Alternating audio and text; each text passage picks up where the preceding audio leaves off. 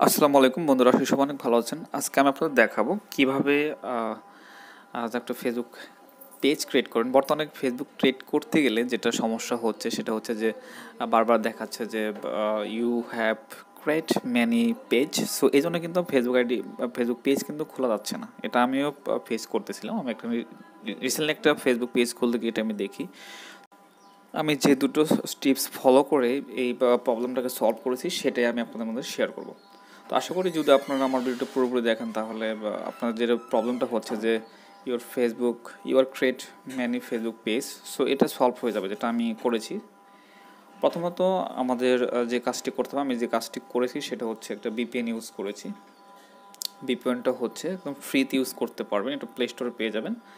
তো সেটাকে কানেক্ট করেছি প্রথমে, ফ্রি ইউজ করতে পারবেন। এই বিপিএন আসার পর আমি যেটা করেছি ইউনাইটেড স্টেটকে সিলেক্ট করে নিয়েছিলাম।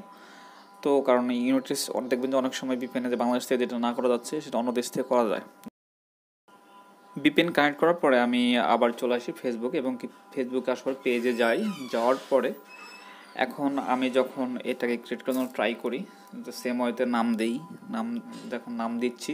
তো নাম দেওয়ার পরে সেখানে কিন্তু আমার কোনো প্রবলেম হয়নি। দেখেন, আপনারা দেখতে পারেন আমি সে একই নাম দিচ্ছি, ইভেন কি তারপরে নাম দেওয়ার পরে নেক্সট দিচ্ছি।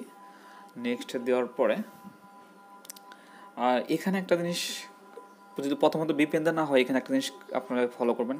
আপনার যে ক্যাটাগরি দিচ্ছেন যদি না হয় তাহলে অন্য একটা ক্যাটাগরি ইউজ করবেন। যেটা আমার প্রথমে প্রবলেম দেখিয়েছিল, সেটা আমি দেখাতে পারিনি।